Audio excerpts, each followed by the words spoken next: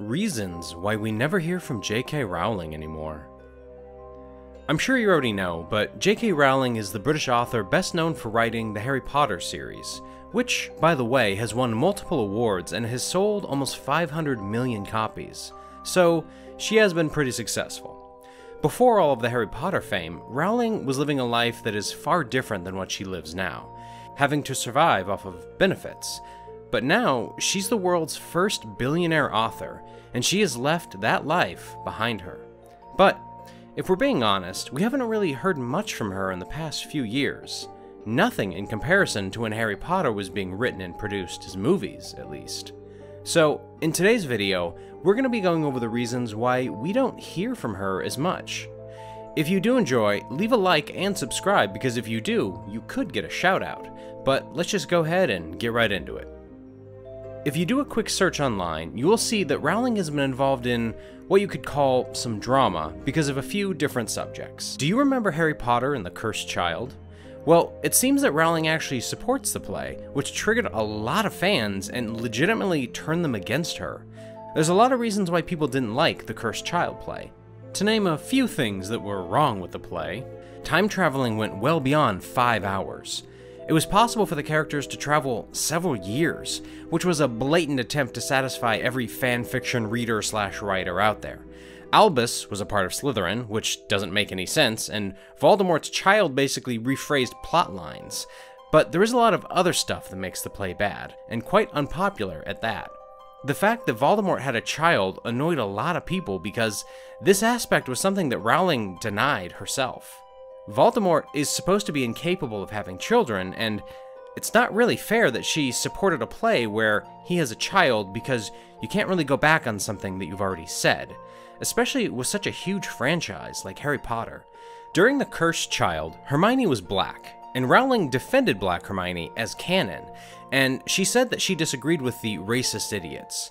People were upset because Rowling was trying to pretend she'd been racially progressive the whole time, when in fact there were many instances where it was obvious to tell that she had written a story about white people.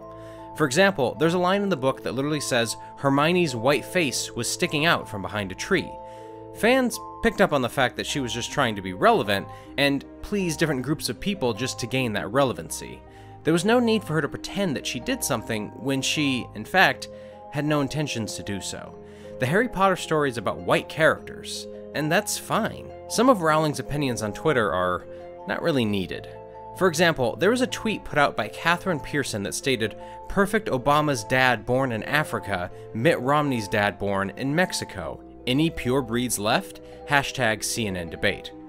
Rowling responded with, "Dementors walk among us," which I'm sure was probably a joke of some sort, but it didn't go lightly with a lot of people. There was another instance where she went on a crusade of tweets against Donald Trump, which was clearly antagonizing his supporters. She went on to call people that disagree with her and agree with him racists and misogynists. This whole situation with what she tweets out for the world to see needed to stop, and as of now, at the time of recording, we haven't really heard any Twitter drama involving her, so that's good, I guess. A lot of people are upset with Rowling because she has desperately tried to stay relevant, as I previously mentioned. While doing so, she has dragged her books into it. The books were pretty innocent, and it's known as a children's series. It doesn't matter what your beliefs were, you could love Harry Potter. But Rowling started to get herself into a bit of trouble because she wanted to stay relevant. The first thing that she started saying was that Dumbledore was gay after the books were already finished, which upset people because it kind of ruined the whole story for them. After a fan criticized her, saying he didn't see Dumbledore in that way, she lashed back on Twitter saying, maybe because gay people just look like people? The way she said this wasn't really fair, and it obviously upset her fans. She never specified Dumbledore's sexuality in the books, and she was trying to paint herself as an LGBT icon, some people thought. Basically, she took credit for writing a story with a gay character in it, even though it was never specified that the character was gay at all. This annoyed a lot of LGBT activists, which I don't really blame them for. She stayed quiet since then in regards to gay characters. Basically, as a summary, J.K. Rowling has made many different groups angry due to her impromptu and unnecessary activism. Many years after the books already came out. She could have just left her books as they were and not bring them into her drama to make herself look relevant, if we're all being honest. People felt like she was misrepresenting her work just to suit the political agenda. Basically, fans didn't like seeing her political views, even though she should be allowed to say them whenever and wherever she wants. Fans just wanted her to be an author of their favorite children's book, and that's all they really see her as. Another instance where fans were upset with her, and why we think she's been keeping quiet as of late, was because she was starting to regret not pairing up Hermione and Harry, and basically regretted the ending of her own books. It was clear to see that Harry and Hermione's relationship was very platonic and almost sibling-like, so it was kind of weird for fans to think of them as more than that. If you can't follow your own story, how do you expect other people to? I think since all the drama, she's realized that she shouldn't say her part online or people will blow things out of the water and make her look bad. To put it simply, Rowling's views since writing the Harry Potter books have changed drastically. This has upset a lot of the Harry Potter fandom, whether their reasonings were right or wrong, which is understandable. I'm sure Rowling doesn't want to upset her fans, and so, as I have said, she stayed more under the radar with her points and views on certain topics. Today, Rowling has sold over almost 500 million copies of her 7 Harry Potter novels. Selling that many books helped her get an estimated net worth of $650 million.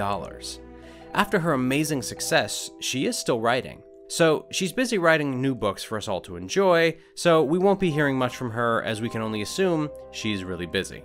But that's all we have time for. These are the reasons why we never hear from J.K. Rowling anymore.